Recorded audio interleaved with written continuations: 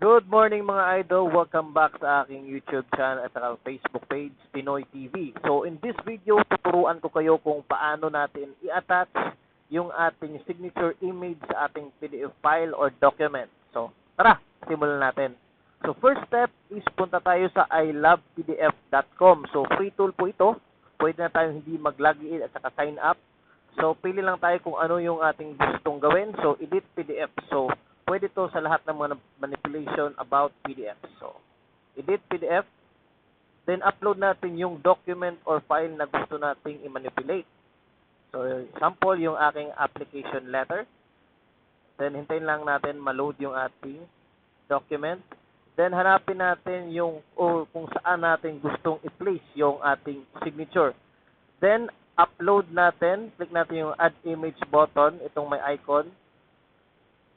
Yan. Then, i-click natin yung ating signature na walang background. So, merong video, pwede nyo i-watch kung paano i-remove yung background image o yung puti background image sa ating signature. So, click natin. Again, so dapat walang background image or no background.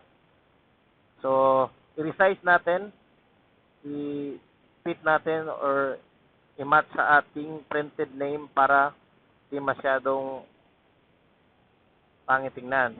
So, once okay na, notice dito sa gilid, may mga elements na dumagdag. So, itong new image. So, every time na magdadagdag kayo ng multiple images or elements, lalagay dyan dito sa gilid.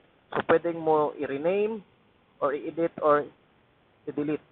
So, kapag okay na yung edit mo, okay ka na sa looks, then click natin sa edit PDF. So, i-download na niya yung ating edited. So, kung hindi na-download, pwede click natin ulit si download PDF. Yan. So, hintayin lang natin. So, as you can see, downloading na. Saka in-open. Tingnan natin kung okay na. Yan. Okay. Swabing-swabe yung ating signature. So, again, ganito lang kadali guys, mga idol, kung paano i-attach yung ating signature sa ating name, sa ating PDF document. So sa mga bago pa lang sa aking YouTube channel at sa Facebook page, huwag kalimutang mag-like, subscribe at saka follow. Then paki-share na rin. So hanggang sa susunod ulit, sa susunod na tutorial.